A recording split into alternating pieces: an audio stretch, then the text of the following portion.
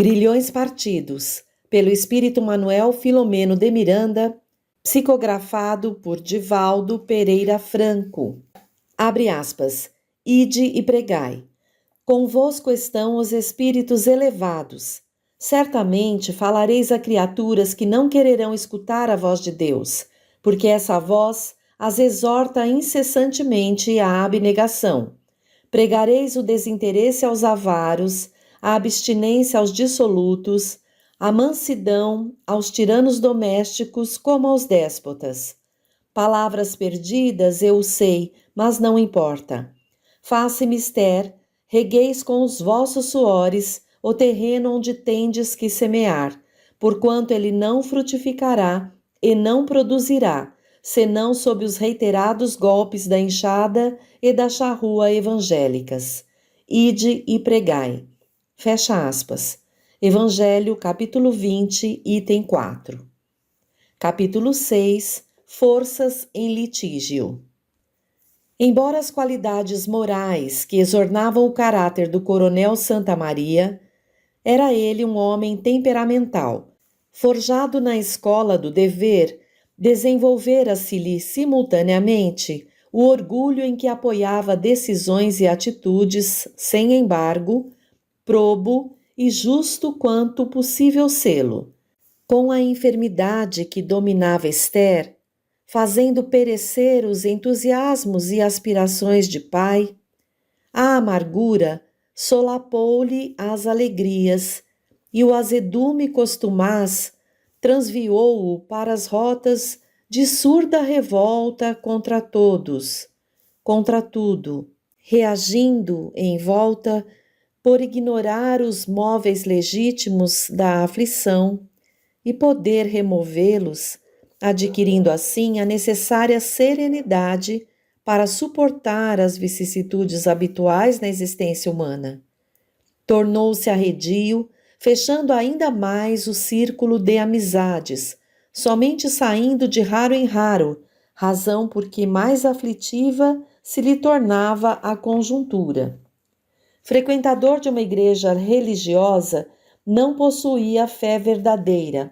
Habituara-se ao mecanismo da ritualística e, como antes não houvera experimentado o travo das lágrimas, não se exercitara na comunhão com Deus, nem chegara a cultivar colóquios com o mundo espiritual.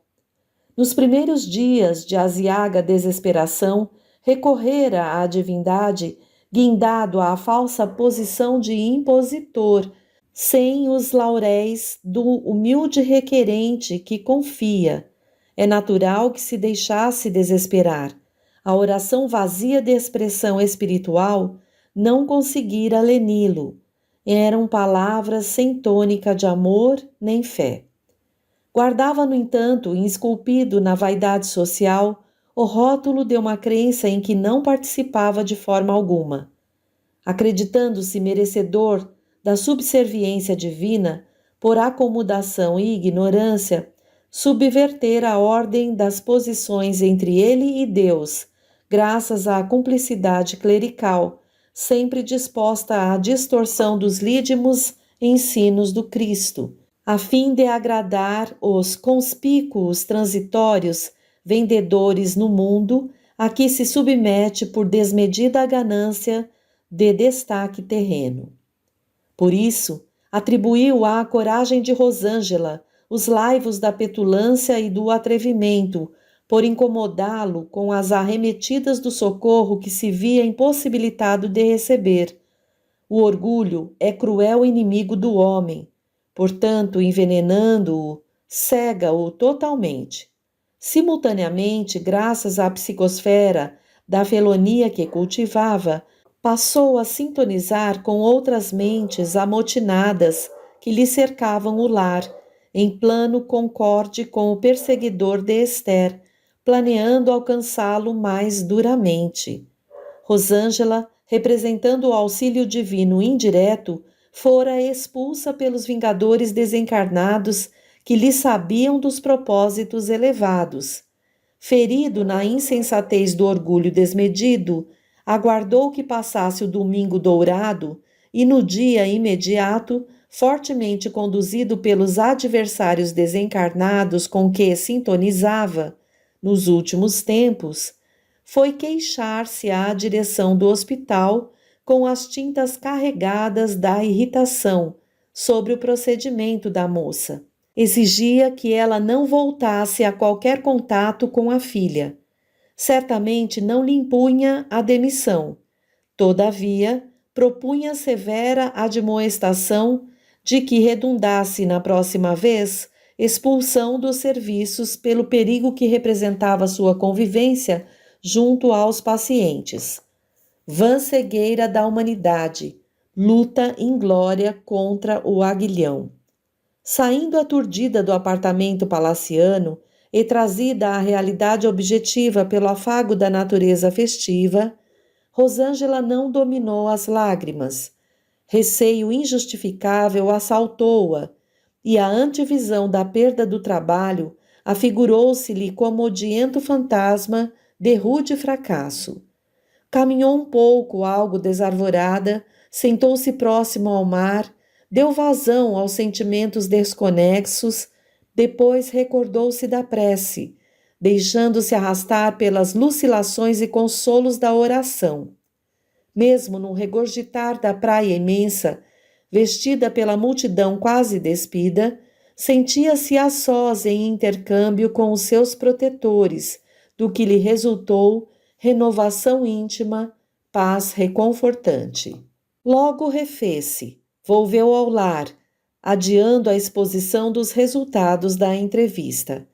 Os domingos, na residência do Dr. Gilvan de Albuquerque, eram o dia dedicado aos estudos do Evangelho, em estreito círculo de amigos e familiares. O Dr. Gilvan era pediatra próspero, que residia na praia de Botafogo. Ultrapassara os 50 anos, havendo constituído uma família ditosa.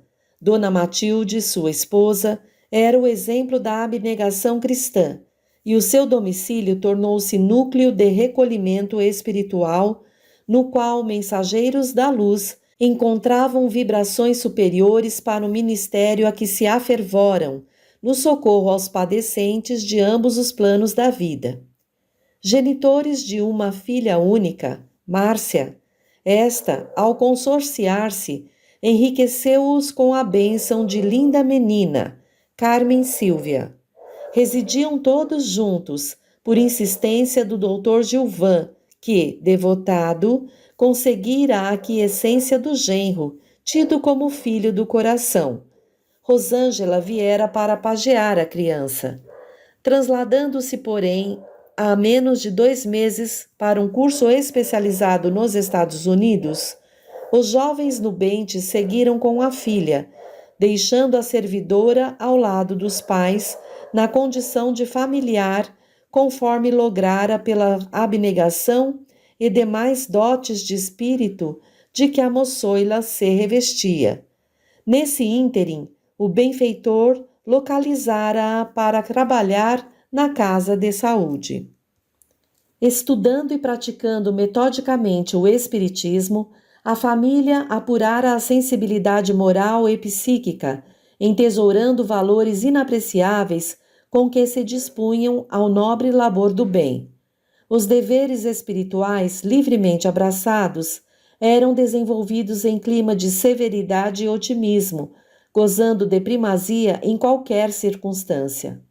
Os, abre aspas, vícios sociais, fecha aspas, inocentes na aparência, quão perniciosos na realidade, foram dali expulsos, e as conversações edificantes, leituras seletas, entremeadas de opiniões e humor agradável, constituíam serões que restauravam as forças, revigorando o espírito após os quefazeres do cotidiano. O espiritismo naquele domicílio, tornado santuário, constituía lídima aventura, caracterizando uma típica família cristã. O, abre aspas, culto do evangelho no lar, fecha aspas, como natural consequência, se fazia realizar entre gáudios e esperanças. Música suave do clássico universal predispunha os assistentes antes da reunião ao recolhimento, à oração, em cujos momentos acalmavam-se-lhe as atribulações, desligavam-se-lhe dos atros problemas e desembaraçavam-se dos fluidos perniciosos. O grupo reduzido constituía-se de 12 a 15 pessoas, em frequência habitual, interessadas na reforma íntima, empenhadas na autoiluminação. Às 20 horas, pré-estabelecidas para o início da reunião, acercavam-se da mesa sob a direção do Dr. Albuquerque, encarregado de conduzir os estudos. Naquela noite, sob as fortes impressões do acontecimento da manhã, Rosângela sentia-se confrangida. Ninguém a constrangera a explicações. Ali a liberdade e a confiança se afagavam, facultando perfeita compreensão dos deveres e dos direitos. Não havia imposições. Ato contínuo à prece de abertura, procedida com discreta emotividade pelo orientador da tarefa, Dona Matilde tomou abre aspas, o Evangelho segundo o Espiritismo, fecha aspas. Confiante e impulsionada pelos mentores espirituais presentes, abriu-o no capítulo número 20, abre aspas, os trabalhadores da última hora, fecha aspas, e leu o subtítulo, abre aspas, os obreiros do Senhor, fecha aspas. Um leve sorriso de júbilos delineou todos os lábios por saberem que aquela era a instrução vertida do alto para conduzi-los e sustentá-los nas lutas por vindouras. Com voz pausada e boa dicção, a nobre senhora começou a ler. Abre aspas. Aproxima-se o tempo em que se cumprirão as coisas anunciadas para a transformação da humanidade. Ditosos serão os que houverem trabalhado no campo do Senhor com desinteresse sem outro móvel senão a caridade.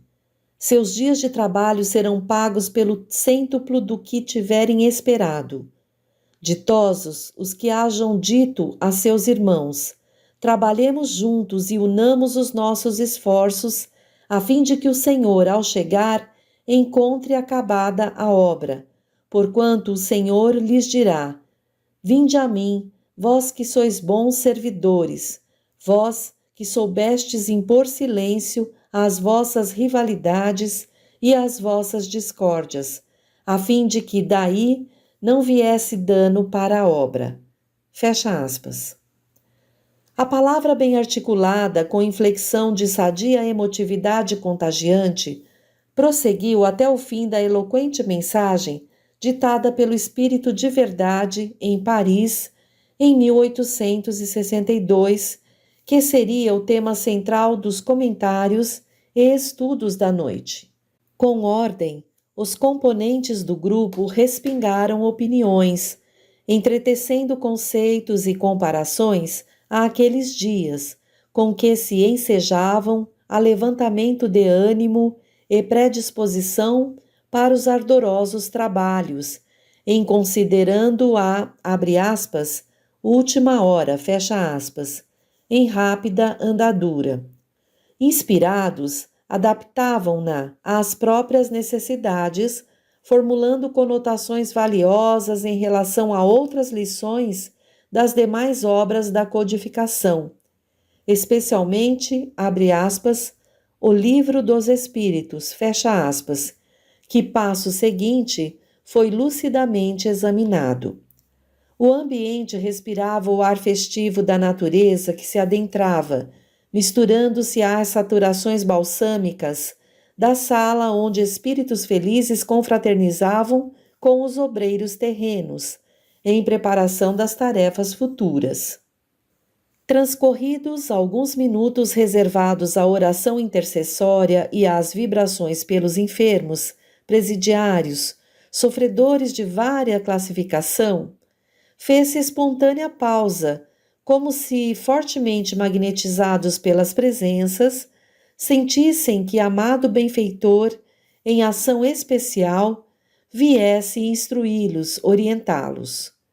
Fluidos anestesiantes penetravam-nos, e suave melodia tangida por mãos seráficas alcançava-lhes a alma sem rociar-lhes sequer os ouvidos.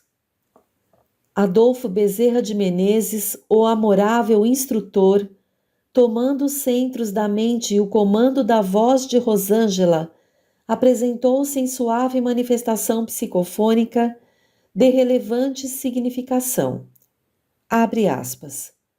Meus irmãos, enunciou com entonação inesquecível, Jesus nos favoreça com a sua paz e nos abençoe. Fecha aspas. Todos eram ouvidos em uníssono, mentes e sentimentos estreitados em dúlcida emotividade. Após a saudação repassada de ternura, prosseguiu. Abre aspas. Trabalhadores imperfeitos que reconhecemos ser, encontramo-nos no campo que a própria insensatez deixou ao cuidado das pragas e do abandono. Em todo lugar, desolação e ruína, jardins vencidos pelo matagal, pomares destruídos pelas tormentas, solo crestado, sebes arrebentadas, fontes vencidas por miasmas, habitadas por animais venenosos. Todavia, é a nossa área de labor e redenção, onde devemos recomeçar e agir. Dispomos do trato da terra que a nossa incúria desrespeitou, cabendo-nos agora recuperar pela carinhosa assistência o prejuízo, aplicando todos os recursos ao nosso alcance, enquanto urge a oportunidade. Em razão disso, mister considerarmos em profundidade os ensinos evangélicos do, abre aspas, ide e pregai, fecha aspas, ensinando com o exemplo que edifica e avançando com as mãos enriquecidas pelas obras, através de cujo resultado atestaremos a excelência dos nossos propósitos. Não há tempo, nem seria justo malbaratá-lo nas discussões infrutíferas das vaidades intelectuais, exaltando a fatuidade e a arrogância, enquanto as epidemias morais e sociais assolam terríveis, arrebanhando e destruindo multidões de incautos e incontáveis criaturas que lhes experimentam a coercitiva escravidão. O Evangelho é o nosso zênite de amor e o nosso nadir de mensuramentos. Quem se exalta inicia a trajetória para baixo. Aquele que se glorifica entorpece-se na ilusão. Todavia, o que avança infatigável, ignorado, mas servindo, humilhado, no entanto valoroso, perseguido, porém imperturbável, transformando os sentimentos numa concha afortunada de amor, logrará o elevado cometimento do êxito real. Nenhuma queixa, portanto, nenhum rol de mágoas. Nosso tempo mental deve ser dedicado à elaboração dos planos de serviços relevantes e contínuos. Jesus é o exemplo ideal do trabalhador modelo. Não foi poupado nem compreendido. Entretanto, elaborou e viveu o código de felicidade com que nos acena e de que dispomos para o desiderato regenerativo. Advirtam-nos muitas dores e provações, por serem o que merecemos. Provaremos amargos testemunhos, estes nos serão os preços à honra e à glória de servir. Ninguém alcança as cumeadas da paz sem os estertores no vale das lutas. Indispensável perseverar e insistir. Fecha aspas. Intervalo natural ajudava a reflexão dos conceitos e fixação deles nos recessos da alma, enquanto diminutas gotas fluídicas pairavam no ar qual orvalho divino, penetrante. De imediato, prosseguiu. Abre aspas. Comprometemo-nos restaurar a primitiva pureza cristã entre os homens, vivendo de maneira condicente com os ensinos evangélicos. Responsabilizamo-nos ante os instrutores elevados em não menosprezar a atual concessão celeste, tornando-nos maleáveis à inspiração superior, de modo a realizarmos a tarefa mais de uma vez interrompida. Concordamos em dar a vida, se necessário, pela implantação do Consolador no mundo, nesses dias tumultuosos. Recebemos auxílios de toda sorte. Não nos têm sido regateados socorros. Conhecemos de perto a agonia e a miséria. Também sabemos o paladar da esperança e o aroma dos júbilos. O que mais aguardamos? Avisados de que nossa luta seria entre as forças em litígio, o bem e o mal, ei-nos na liça. A refrega é nosso leito de repouso, a dificuldade, o desafio que nos chega, e a dor, nossa condecoração. Ainda por demorado período se fará cruenta a luta dos cristãos novos, decididos. Ontem, a arena requisitava o estoicismo do momento. Hoje, as balizas do circo se situam em perímetro colossal que abrange intermina área de ação, e as feras, as paixões, tentarão o nefando morticínio, ferindo de dentro para fora. Não há por que recear. Muitas vezes o pretérito delitos assomará à frente como ultriz necessidade, ou ferida exposta, ou desequilíbrio tormentoso, ou açoite inexorável, ou inquietação afligente. Mergulhando-se a mente e as preocupações nas águas lustrais da boa nova e as mãos no trabalho, não haverá ensejo para o desânimo nem para a acomodação no lamento ou a tentação da fuga. Vive-se morrendo e morrendo está-se vivendo. Cada realização enobrecida constitui título de ventura e todo receio mais sombra na treva dos problemas. As alternativas são servir sem desfalecimento e confiar sem tergiversação. Jesus fará o que nos não seja possível realizar. Confiados em que a vitória final a Ele pertence, exultemos e prossigamos, suplicando que o seu amor nos permeie e a sua misericórdia nos alcance. Sou o servidor humílimo de sempre, Bezerra. Fecha aspas. Respirava-se o ambiente das primitivas células do caminho. A atmosfera suave expressava o significado do momento. Lágrimas aljofravam os olhos de todos, nascidas nos peitos túmidos de emoção.